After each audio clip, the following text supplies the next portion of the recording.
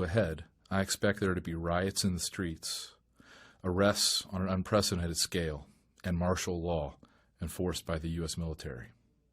Believe me, I don't make this prediction lightly, and I have no interest in trying to scare you. I'm simply following my research to its logical conclusion. The same financial problems I've been tracking from bank to bank, from company to company, for the last 5 years have now found their way into the U.S. Treasury. You see, I can tell you with near 100% certainty that most Americans will not know what to do when commodity prices, things like milk, bread, and gasoline, soar. They won't know what to do when banks close and their credit cards stop working, or when they're not allowed to buy gold or foreign currencies, or when food stamps fail. In short, our way of life in America is about to change, I promise you. In this video, I'll show you exactly what's happening. You can challenge every single one of my facts, and you'll find that I'm right about each allegation I make, and then you can decide for yourself. Will you act now to protect yourself and your family from the catastrophe that's brewing right now in Washington, D.C.? I hope so. That's why I made this video. In short, I believe that we as Americans are about to see a major collapse in our national monetary system and our normal way of life. Basically, for many years now, our government has been borrowing so much money, very often using short-term loans, that very soon we will no longer be able to afford even the interest on these loans. Again, I say these things as an expert in accounting and financial research. You may not think things are that bad in the U.S. economy, but consider this simple fact from the National Inflation Association. Even if all U.S. citizens were taxed at 100% of their income, it would still not be enough to balance the federal budget. We'd still have to borrow money just to maintain the status quo. For example, when Fannie Mae and Freddie Mac collapsed in the summer of 2008, the U.S. government responded by simply guaranteeing all of their outstanding debt. Since then, these companies have recorded hundreds of billions of losses, all of which were passed along to the government. Yes, you can still get mortgages today, and yes, Freddie and Fannie are still in business. But the costs associated with these programs are piling up at the U.S. Treasury, and they are enormously expensive. These losses and trillions in other private obligations are now the responsibility of the U.S. government. The problem is, even before this crisis, our government was deeply in debt. With each additional commitment, we sink further and further into debt, closing in upon the moment that we can simply no longer afford even the interest payments on our obligations. According to even my most conservative calculations, using numbers provided by the Congressional Budget Office, a debt default by the U.S. government would be inevitable were it not for one simple anomaly, the one thing that has saved the United States so far. I'm talking about our country's unique ability to simply print more money. You see, the U.S. government has one very important weapon to use in this crisis. The U.S. is the only debtor in the world who can legally print U.S. dollars. And the U.S. dollar is known as the world's reserve currency. The dollar forms the basis of the world's financial system. It is what banks around the world hold in reserve against their loans. That's a secret that most politicians don't understand. As things stand now, the U.S. government can't go broke in any ordinary sense of the word because it can simply print dollars to pay for its bad debts. That's what it's been doing since March of 2009. That might sound pretty good at first. Since we can always just print more money, what's there to worry about? Well, let me show you. You see, as things stand today, America is the only country in the world that doesn't have to pay for its imports in a foreign currency.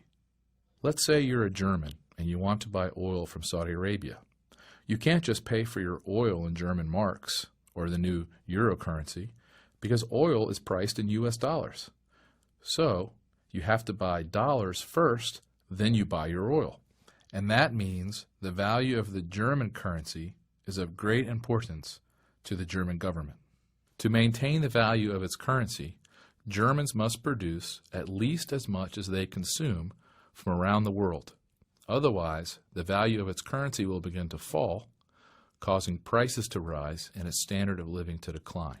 But in America, we can consume as much as we want without worrying about acquiring the money to pay for it, because our dollars are accepted everywhere around the world. In short, for decades now, we haven't had to produce anything or export anything to get all the dollars we needed to buy all the oil and other goods our country required. All we had to do was borrow the money. And boy, did we. Take a look at this chart. Even as late as the 1970s, America was the world's largest creditor. But by the mid-1980s, we'd become a debtor to the world. And since the late 1990s, we've been the world's largest debtor. Today, our government owes more money to more people than anyone else in the world. And that was before the financial crisis. In short, with all of these bad debts piling up, we've had to begin repaying our debts by printing trillions of new dollars. The impact of this is only just now beginning to be felt. Once our creditors figure out what's happening, they're going to be very angry. I believe they will either completely stop accepting dollars in repayment or greatly discount the value of these new dollars. I'm sure you think that sounds crazy, but as I'll show you, it's already happening. And that will make our consumption-led way of life impossible to afford. Just think about the price of oil. Access to cheap oil has been America's #1 gift of owning the world's reserve currency. This, along with several other government policies, has made gas cheaper in the U.S. than almost anywhere else in the developed world. I know you may think gas prices have skyrocketed in recent years, but look at how much less we pay than other developed nations. According to a recent study by Kiplinger's Personal Finance, we pay around $3.61 a gallon on average here in the U.S., but in Canada it's $5.56. The French pay a whopping $8.21. The Japanese pay $6.62. Australians pay $5.41, and the Chinese pay $4.54. And here's the thing. If oil is no longer priced in dollars, the price of oil for Americans will skyrocket immediately. It will change our lives overnight. Airline travel will get much more expensive. The cost to ship goods by truck to grocery stores around the country will get much more expensive. Farming itself will get a lot more costly. So will commuting to work, taking a taxi. Just about everything we do will suddenly get much more expensive. And remember, in order for prices to start skyrocketing, all that has to happen is that other countries start preferring payments in something besides U.S. dollars. The U.S. dollar has been the world's reserve currency for decades now, so most Americans don't have a clue about what the repercussions are of losing this status. You might think this could never happen, but it happens all the time when countries get too far in debt, or when they consume too much or produce too little. In fact, the same thing happened to Great Britain in the 1970s. Most people don't know this, but British sterling was the reserve currency for most of the world for nearly 200 years, for most of the 18th and 19th centuries. It continued to play this role until after World War II, when America was forced to prop up Britain's economy with foreign aid. Remember the famous Marshall Plan, when we gave billions to help European countries rebuild? Unfortunately, though, Britain pursued a socialist national agenda. The government took over all of the major industries. Like Barack Obama, Britain's leaders wanted to, quote, spread the wealth around. Pretty soon, the country was flat broke. The final straw for Britain came in 1967, when things got so bad the Labour Party, which is the socialists, decided to devalue the British currency by 14% overnight. They believed this would make it easier for people to afford their debts. In reality, all it did was make anyone holding British sterling 14% poorer overnight. It made everything in Britain much, much more expensive in the coming years. For the country as a whole, it ushered in one of the worst decades in modern British history. Most Americans don't know anything about Britain's winter of discontent in the late 1970s, when the government put a freeze on wages. There were continuous strikes in nearly every sector: grave diggers, trash collectors, even hospital workers. Things got so bad at one point that many hospitals were reduced to accepting emergency patients only. In 1975, inflation in Britain skyrocketed to 26.9% in a single year. The government also imposed what was known as the 3-day week in 1974. In short, businesses were limited to using electricity for only 3 specified consecutive days each week, and they were prohibited from working longer hours on those days. Television companies were required to cease broadcasting at 10:30 p.m. to save electricity. Imagine, Britain was a global superpower for 150 years, but when they started intentionally devaluing their currency, things went straight downhill. Maybe you don't think something similar can happen here, but I'm telling you, it's already underway. In fact, the exchange value of the U.S. dollar has plummeted in the past year. Look at this chart. From June 1st of 2010 to June 1st of this year, the U.S. dollar has plunged 12%. That's a huge move in the currency world. In short, people are quickly losing faith in the U.S. dollar. What happened to the British currency is now happening to the U.S. dollar. Not only will the price of gas, oil, and other commodities skyrocket in America, almost everything we consume will immediately get more expensive. All the clothing, furniture, and household goods we import from China, all the food we get from Central and South America, all the electronics, television, computers, and cars we get from Asia and Europe. In fact, it's happening right now before our eyes. The price of gold is up more than 100% since the financial crisis of 2009. Oil prices have doubled. Soybeans are way up. Copper prices are up more than 170% since 2009.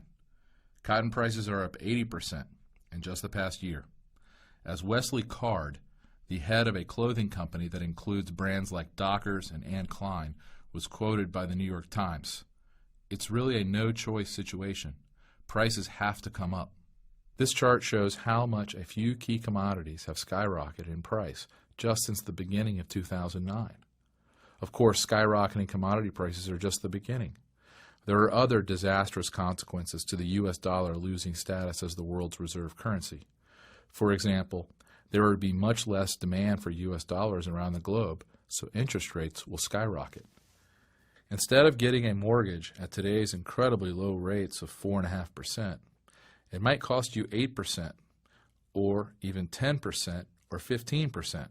Imagine what that would do to housing prices. Stock prices would likely plummet by at least 40% in a matter of weeks as a result of this event in the currency markets. It will cost every American business a lot more money for supplies and materials. No one will be able to get a loan, and no bank will want to make loans. In short, when the U.S. dollar loses its spot as the world's reserve currency, it will cause a brutal downturn in the economy, which I expect will be about 10 times worse than the mortgage crisis of 2008. You see, what will also happen as a result of this currency crisis and the end of the U.S. dollar as the world's reserve currency will be massive inflation, the likes of which we've never seen before. When everyone is trying to get rid of their dollars, the government is printing more and more to pay debts, and no one wants to own them, the crisis will reach epic proportions. It's all coming to a head soon, much sooner than people think. Remember, too, that in roughly the past 100 years, this type of debt crisis has reared its ugly head in Germany, Russia, Austria, Poland, Argentina, Brazil, Chile, the Ukraine, Japan, and China. I believe it will soon happen right here in the United States. Don't believe me? Well, the truth is that it's already happening at the local and state levels. Take a look. According to the Center on Budget and Policy Priorities, a Washington, D.C. based think tank, at least 46 states face huge budget shortfalls for 2011. The center reports that the total state budget shortfall could reach $160 billion in 2011. And although many states got federal help over the past year, that aid is now gone. The CBS News program 60 Minutes ran a story on this crisis in recent weeks and reported that, quote, "There is a financial crisis looming involving state and local governments.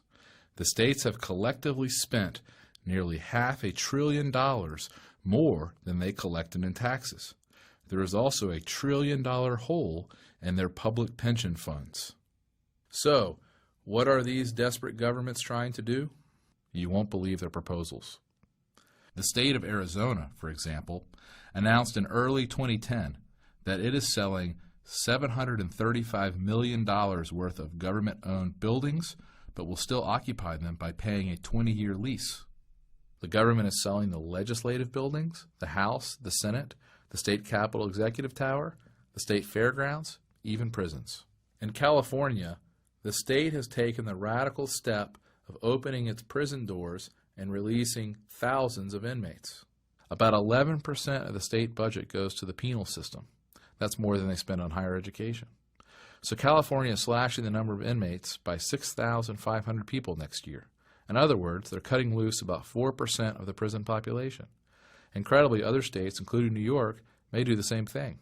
In Georgia, the government is proposing taking out dead peasant policies on state employees. When these folks die, the money won't go to the dead person's family, but to the state's coffers to help pay for more programs, insurance, and pension liabilities. It's simply incredible, isn't it? State and municipal governments are so broke and so desperate that they are taking unprecedented steps to at least temporarily avoid bankruptcy. Nearly every state in the union is talking about legalizing some form of gambling to boost tax revenue. California still wants to legalize marijuana, even though it was defeated in the recent election. Of course, none of these ridiculous steps will work in the long run. And the truly amazing thing is that the U.S. federal government is in even worse shape than the local governments. The only reason we haven't seen the full brunt of this crisis yet on the federal level is because we've just continued to pile on more and more debt. The states can't print money, but the federal government can, at least for now. And for the moment, this is all that is preventing a currency collapse of unprecedented proportions. This is the important point. What most people don't realize is that the U.S. government can only continue printing dollars as long as the U.S. dollar remains the world's reserve currency. In other words, this is all going to fall apart much sooner than people think. In fact, it's already happening. The first steps are already well underway. It's happening right now before our very eyes. I can't stress this enough. You need to act now in order to protect your assets and grow your savings in the next few years. In the next few minutes, I'm going to show you exactly how I'm protecting my own money and what I recommend doing with yours. But first, let me show you exactly what's going on right now. Like I said, most Americans don't believe the U.S. dollar could ever lose its spot as the world's reserve currency. But I'm here to tell you this process is already well underway. For example, although it went almost completely unreported in the U.S. press, last fall a group of the world's most powerful countries, including China, Japan, Russia, and France, got together for a secret meeting without the United States being present or even knowing about the meeting. Veteran Middle East reporter Robert Fisk reported on this event in Britain's independent newspaper. In the most profound financial change in recent Middle East history, Gulf Arabs are planning, along with China, Russia, Japan, and France, to end dollar dealings for oil, moving instead to a basket of currencies, including the Japanese yen, Chinese yuan, the euro, gold, and a new unified currency planned for the nations in the Gulf Cooperation Council, including Saudi Arabia, Abu Dhabi, Kuwait, and Qatar. Fisk also interviewed a Chinese banker who said this: These plans will change the face of international financial transactions. America and Britain must be very worried. You will know how worried by the thunder of denials this news will generate. And sure enough, after Fisk published the details of this secret meeting, U.S. officials and central bankers from around the globe denied these plans. But as the old central banking adage goes, how do you know exactly when a currency will be devalued? The answer? Right after the head of the central bank goes on television to adamantly deny any such transaction will occur. And guess who just went public in recent weeks with a statement about how the U.S. will not devalue its currency? You guessed it, the U.S. Treasury Secretary Tim Geithner. You see, the last thing a central banker wants to do in the midst of a devaluation is to give people a warning before he can devalue. So they have to deny. After the announcement is made, It's too late for citizens and investors to get out. Like I said, what's incredible is that this story of a secret meeting among most of the major powers besides the U.S. was greatly underreported in the American press. But you know what? The way I see it, it's much more telling to look at actions rather than government press releases. For example, here is what is happening right now in the real world. When you read these facts, I think you'll agree with me that the U.S. dollar's days are numbered as far as remaining the world's reserve currency. China is getting out of the dollar. Zhuang Sui, a former vice chairman of the Standing Committee, said that China is going to stop putting so much money into U.S. dollars and will instead look to the Japanese yen and the euro. China holds more U.S. dollars than anyone else on the planet, but China is getting out of the U.S. dollar as fast as they can without crashing their own economy. Look at this chart. It shows that China's holdings of U.S. dollars peaked in 2009, but China is unloading as many dollars as they can as quickly as possible. This is just one sign of the end of the U.S. dollar standard. There are many more, like this one. As I'm sure you are aware, for years the U.S. dollar has been accepted almost universally around the globe. Heck, many times when I've traveled, I never even bothered to convert to the local currency because I knew everyone would take my dollars. Well, that's simply not the case anymore. HSBC, one of the largest banks in Mexico, no longer allows you to deposit U.S. dollars into their banks. They've done this on the heels of money laundering allegations, but we suspect they also simply don't want to be stuck with tons of U.S. dollars as the currency continues to decline. This move would have been unimaginable 10 years ago, that a big bank in Mexico would no longer accept U.S. dollars for deposit. But today, it's the harsh reality. And Mexico is not the only place this is occurring. Reuters reports that the same thing has happened in 2008 in one of Europe's most popular tourist spots. Currency exchange outlets in Amsterdam have been reportedly turning away customers who want to exchange their U.S. dollars for euros. In India, the country's tourism minister said in 2008 the U.S. dollars will no longer be accepted at the country's heritage tourist sites like the Taj Mahal. And the U.S. dollar is no longer good anywhere in Cuba. The New York Times reports that now many shops in China no longer accept dollar-based credit cards issued by foreign banks, and foreigners cannot convert American dollars into renminbi beyond a given quota. Iran, of course, has already moved all of its reserves out of U.S. dollars, and Kuwait depegged its currency from the dollar a few years ago. Bloomberg News recently reported that China and Russia plan to start trading in each other's currencies to diminish the dollar's role in global trade. Banu Bawaja of UBS Bank said, given the risk to the dollar and U.S. assets from their fiscal position, they want to reduce their dependency on the dollar as an invoicing currency. That's why the smartest investors are taking action. Bill Gross, who probably knows as much about currencies and debt as anyone in the world, runs the world's biggest bond fund.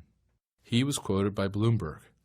We've told all of our clients that if you only had one idea, one investment, it would be to buy an investment in a non-dollar currency. That should be on top of the list.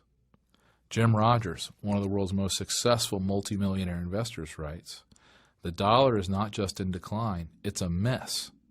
If something isn't done soon, I believe the dollar could lose its status as the world's reserve currency and medium of exchange, something that would lead to a huge decline in the standard of living for U.S. citizens, like nothing we've seen in nearly a century. I know, you probably still don't believe it can happen here in the United States, but think about it. Are we as Americans really immune to the laws of economics and finance? I don't think so. And every circumstance I know of in which a government has tried to inflate its debts away has ended in disaster. It will happen here too. As Jim Rogers says, history teaches us that such imprudent monetary and fiscal behavior has always led to economic disaster. This is why World Bank President Robert Zoellick, in a speech at the School for Advanced International Studies at Johns Hopkins University, recently said, the United States would be mistaken to take for granted the dollar's place as the world's predominant reserve currency. Looking forward, there will increasingly be other options to the dollar. And this is why the International Monetary Fund recently published a paper calling for a new global world currency. A paper entitled, Reserve Accumulation and International Monetary Stability, written by the Strategy, Policy, and Review Department of the IMF, recommends that the world adopt a global currency called the Bancor, with a global central bank to administer the currency. The report is dated April 13th, 2010. And no, unfortunately, this is not just a bad rumor. This is a deadly serious proposal and an official document from one of the most powerful institutions in the world. Do you see where this is all heading? This is why gold and silver prices are soaring. It's not a matter of if the U.S. dollar will lose its status as the world's reserve currency. It's simply a matter of when. Investors know there are serious problems with the U.S. dollar, so they are fleeing to precious metals, which have historically been very reliable when a country has major currency problems. But first, let me explain why the collapse of the dollar as the world's reserve currency could happen much sooner than most people expect. I know many of my friends, colleagues, and family members are still in serious denial. In the world of psychology, they call this the normalcy bias. You see, the normalcy bias actually refers to our natural reactions when facing a crisis. The normalcy bias causes smart people to underestimate the possibility of a disaster and its effects. In short, people believe that since something has never happened before, it never will. We are all guilty of it. It's just human nature. The normalcy bias also makes people unable to deal with a disaster once it has occurred. Basically, people have a really hard time preparing for and dealing with something they have never experienced. The normalcy bias often results in unnecessary deaths in disaster situations. For example, think about the Jewish populations of World War II. As Barton Biggs reports in his book, Wealth, War, and Wisdom, by the end of 1935, 100,000 Jews had left Germany, but 450,000 still remained. Wealthy Jewish families kept thinking and hoping that the worst was over. Many of the German Jews, brilliant, cultured, and cosmopolitan as they were too complacent. They had been in Germany so long and were so well established, they simply couldn't believe there was going to be a crisis that would endanger them. They were too comfortable. They believed that Nazis' anti-Semitism was an episodic event and that Hitler's bark was worse than his bite. They reacted sluggishly to the rise of Hitler for completely understandable but tragically erroneous reasons. Events moved much faster than they could imagine. This is one of the most tragic examples of the devastating effects of the normalcy bias the world has ever seen. Just think about what was going on at the time. Jews were arrested, beaten, taxed, robbed, and jailed for no reason other than the fact that they practiced a particular religion. As a result, they were shipped off to concentration camps. Their houses and businesses were seized.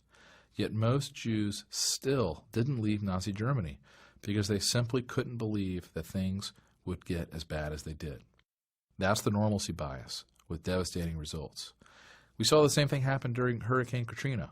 Even as it became clear that the Levy system was not going to work, tens of thousands of people stayed in their homes directly in the line of the oncoming waves of water.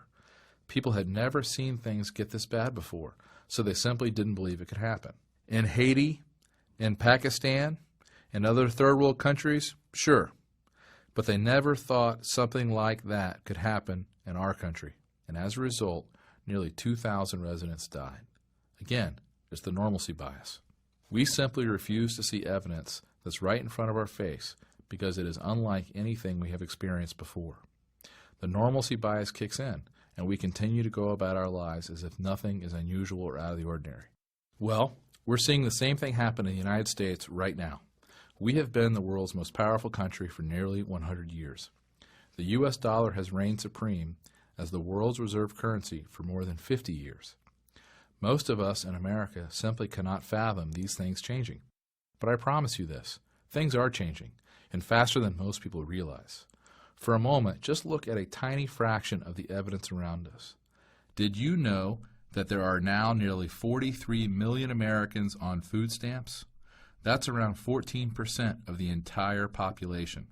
And get this, the number of Americans on food stamps has now gone up every month for 37 months. That's over 3 years. Can a country really be in good shape when 14% of the population can't even afford to buy food? Or how about this? Although it's gone almost completely unreported in the mainstream press, a dozen or so cities across the nation, like Fresno, Sacramento, and Nashville, have hundreds of people living in modern-day Depression-era shantytowns. The Fresno shantytown has received the most publicity after a visit by Oprah Winfrey. There, about 2,000 residents are homeless. They even have a security desk at the shelter because the encampment has gotten so large. City officials say they have 3 major encampments near downtown and smaller settlements along 2 local highways. Also, according to a recent article on MSN Money, about 43% of American families spend more than they earn each year. Look at this chart. It's unbelievable. The average household carries $8,000 in credit card debt, and personal bankruptcies have doubled in the past decade. How in the world can we possibly spend our way out of the current crisis? We certainly can't do it with savings. The only answer is to print more money, which will hasten the fall of the U.S. dollar as the world's reserve currency. There's simply no one better at bending statistics than the U.S. government. Take the unemployment rate, for example. Back in the 1930s, anyone without a job but not retired was considered unemployed. Today, however, the government calculates unemployment mainly by counting the number of people receiving unemployment benefits. So, when people's benefits expire, they are no longer counted, and the unemployment rate actually falls. Ridiculous, I know. The reality is, the true unemployment rate is much higher than what the government is reporting. If you don't believe me, look at 2 job postings I read about recently. In Long Island City, an estimated 2,000 people waited in line at the local employment office, some for as long as 4 days, to apply for 100 elevator mechanic apprenticeship positions. And in Massillon, Ohio, 700 people applied for a single janitorial job, paying $16 an hour plus benefits. The point is, our country is not growing jobs because the government makes it harder and harder for businesses. With current regulations in place, our country will never experience the type of growth necessary to dig our government out of the hole they've put themselves in. I'm sure you think I'm exaggerating, but just look at what the CEO of one of America's most important companies said. Intel CEO Paul Otellini said in a recent speech, "I can tell you definitively it costs $1 billion more per factory for me to build, equip, and operate a semiconductor manufacturing facility in the United States."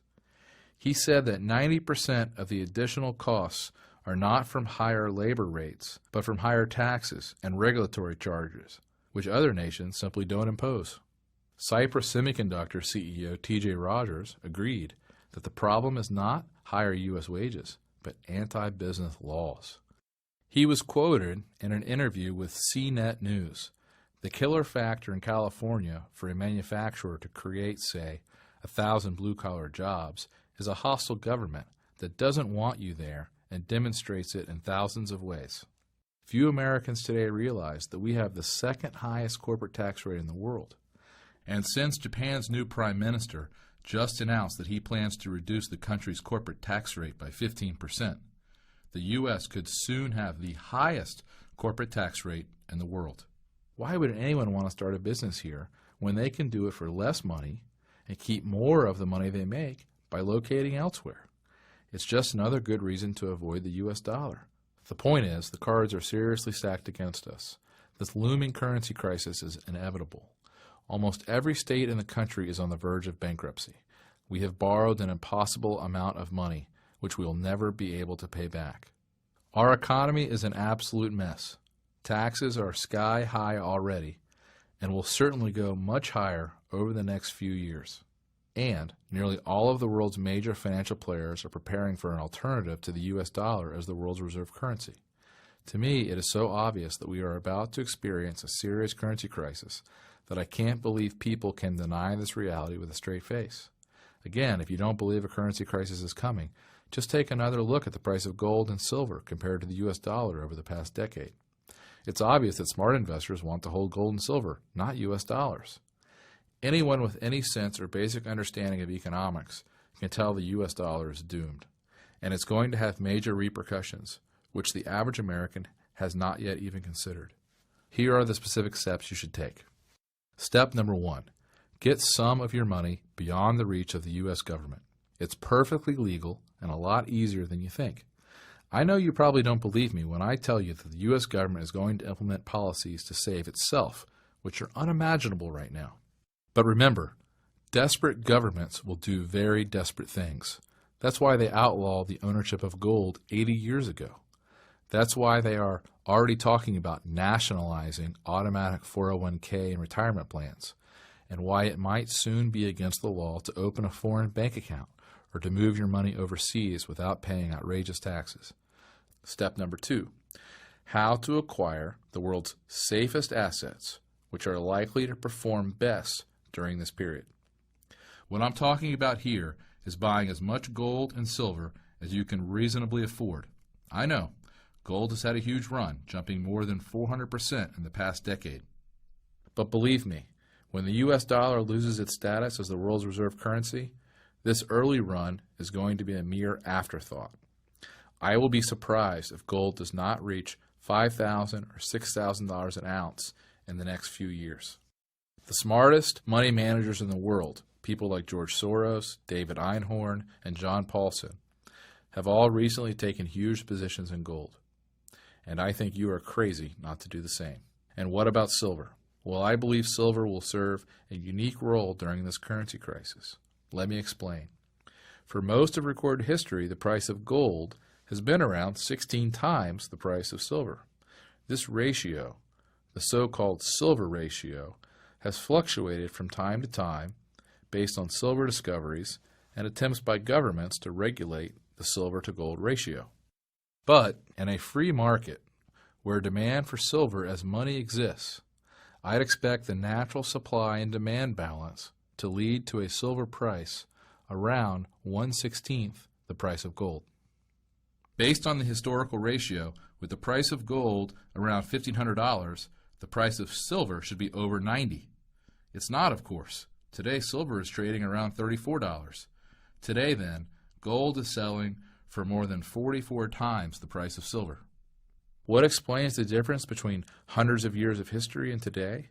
Why is silver still so cheap relative to gold? When silver is demonetized, as it is now, meaning it's not being used for money, but just for industrial purposes, supplies soar as people sell silver for gold and other currencies. On the other hand, during periods of monetary crisis, demand for silver as money pushes the silver ratio heavily in silver's favor. For example, the ratio returned to its historic range during World War I.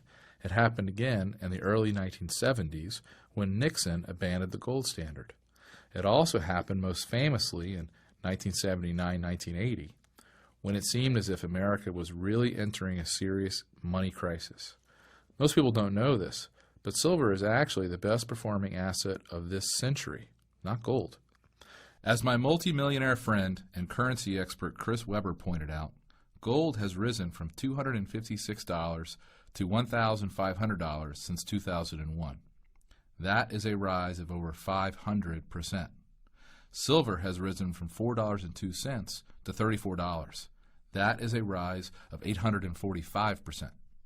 In short, silver is the best hedge against a money crisis. As the dollar fails, silver will once again be in demand as money. And as this demand materializes, the free market price of silver will likely return to around 1/16 the price of gold.